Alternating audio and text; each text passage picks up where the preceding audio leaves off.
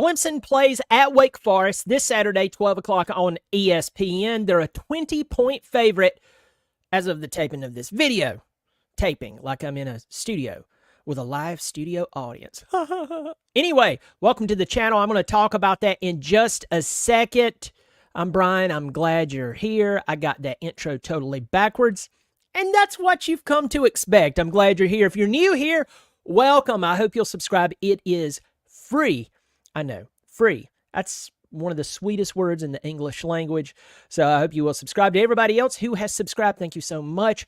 I'm glad you're back.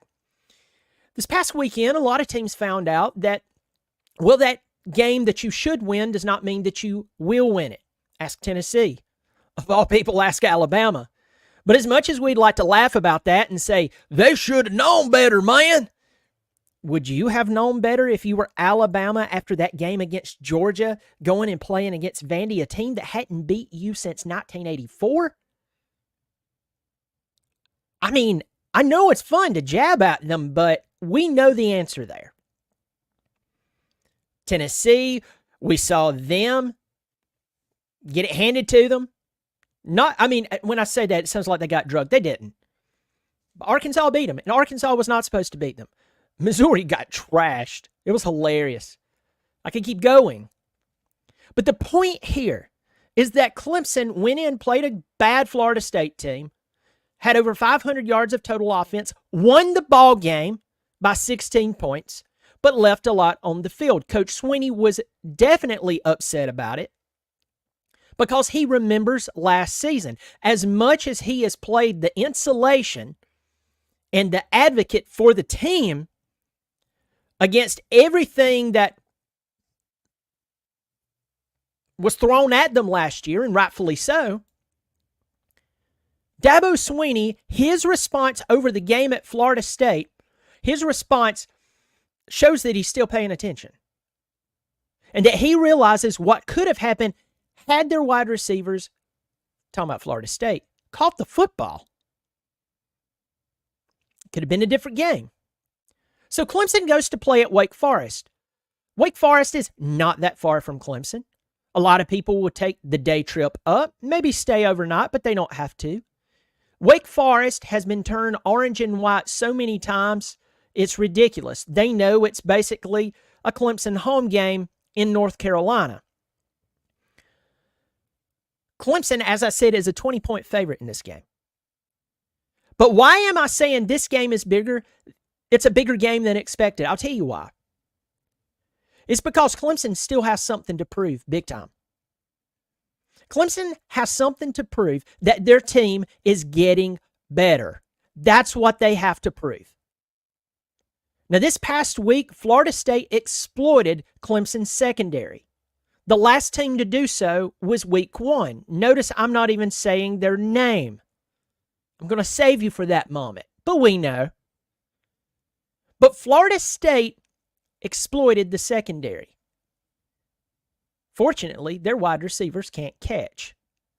I mean, one of them did. That nice pass down the sideline that was negated after, well, T.J. Parker destroyed their offensive lineman, and his last action to save Brock Glenn's life was to pull T.J. Parker all the way to the ground.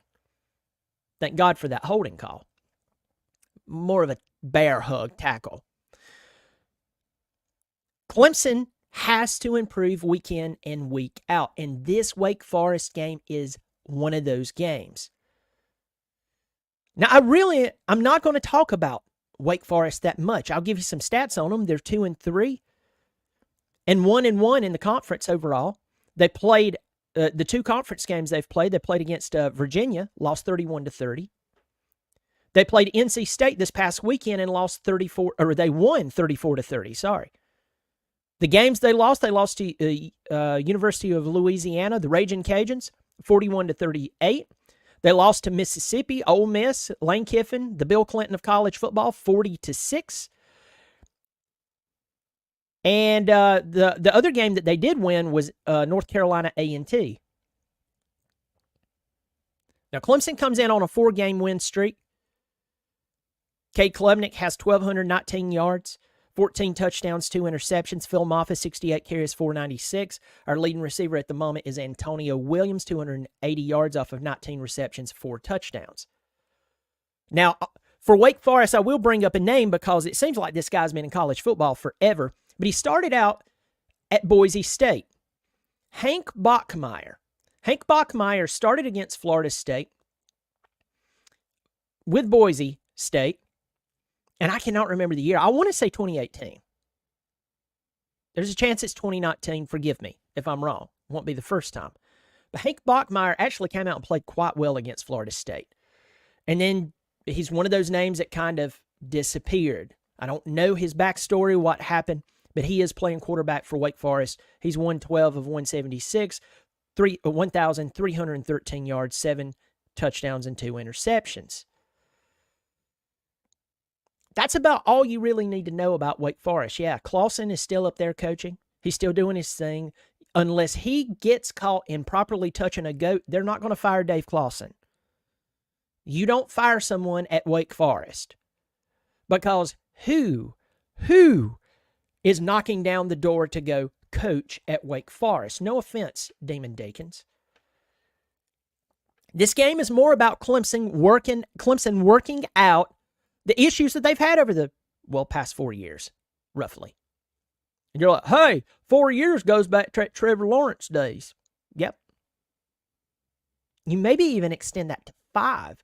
Because Trevor Lawrence, Travis Etienne, T. Higgins, and more covered up, I think, some either lackluster approach to the game, because, good Lord, you could call any play with those guys. And they'd win. Why? Because they were that flipping good. What do you mean, why? Or how? So the coaching at Clemson on the offensive side of the ball didn't have to be good. It didn't have to be brilliant. It's like sending Big Brother at 18 years old to go after his little brother who's 8. You really don't have to have a strategy in this fight until you go and you play a team that has a lot of talent and really good coaching, and then you get exposed. That's the reason I say it that way. Clemson's offensive line, it's getting better. It hasn't arrived. Clemson's offensive line is getting better. Because of that, I believe Cade Klubnik is getting better. You know, the guys protecting you up front actually affects how you play. I know that's shocking to some of you. If those guys up front are actually protecting the quarterback and giving him time to throw, they're also giving the wide receivers time to go through their routes. It's shocking what happens when a wide receiver has the time to complete their assignment. Don't wet your drawers over this one or fix your britches, but buckle up. Normally, the play works out quite well if those things come together. If those variables are all present, even if they're giving it the good old college try, you're going to see a lot of success there. You know it, and I know it, and anyone who's ever watched a football game knows it. The offensive line is getting better, but they have to get better. They have to continue to get better. I mean, right now, Clemson is 4-1, 3-0 in the conference. They're a favorite to go to the conference championship. And after this week, they play Virginia. Then they're off. That's their second bye week. Then they come back, they play Louisville, Virginia Tech, Pittsburgh, the Citadel, and South Carolina. Overall, Clemson is the most talented team between themselves and their competition. And arguably the best team in the ACC outside of Miami. But this game is a bigger game than expected because Tennessee did lose to Arkansas. Arkansas is better than Wake Forest. Vanderbilt is better than Wake Forest. But are they better or good enough, or whatever word you want to use, to beat Alabama? No, Vanderbilt was not. But they did. Now, do I expect Clemson to come out here and lose to Wake Forest? Transparently, I'm going to give my prediction here in a second. Then I'm going to go away and leave you to ponder some thoughts of your own. Come to your own conclusions. But this week is an opportunity for Clemson as a team and as a coaching staff, on field and on the sidelines, to become truly better, to actually improve itself. Because if Clemson wastes this opportunity in a real live action game to get better against lining up against players who hate you. Why? Because they're on the other team, and that's their job. If they waste this opportunity to get better, I'm going to throw this out there. You know where I'm going with this, especially if you watch my channel.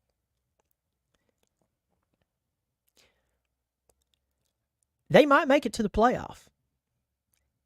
And y'all will be jumping up and down going, see, we told you so. And then Clemson gets TCU'd. Make it to the big game and then lose big. And their season is bookend by a big loss that's humiliating.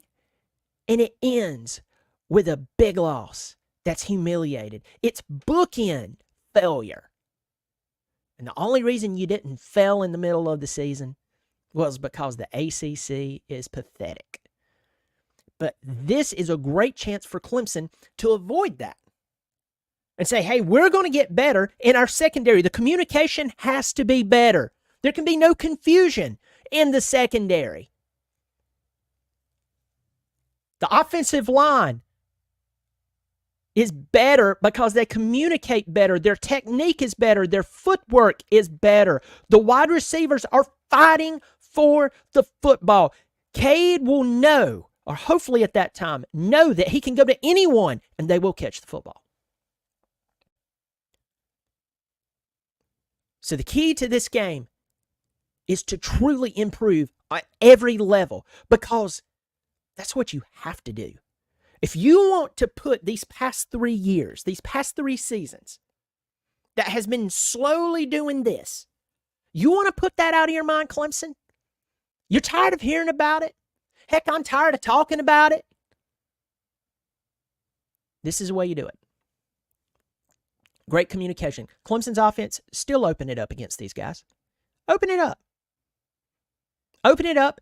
Put them out of their misery early. Hey, you were doing it in Florida State. You were up 17-0 like that. Florida State was like, oh, what just happened? They're doing it to us. And then you only managed 12 more points the rest of that football game. And some of you are already you're an apologist. You're already trying to explain to me what happened. Well, Clemson, when they play Florida State's bad, y'all. Stop it. Just quit. There ain't no Bobby Bowden over there with Peter Warwick or Warwick Dunn or any other Warwicks he could get his hands on. That was a bad football team with an overpaid coach who knows he could literally drop his drawers down there on the 50-yard line, make the horse that has King whatever Chief whatever his name is out there about to throw a spear down, slip up in the dookie, fall down. They owe Norvell so much money, they can't fire him. The man can get away with anything. He could walk up to the president of the university and tell him, yeah, your wife, ugly.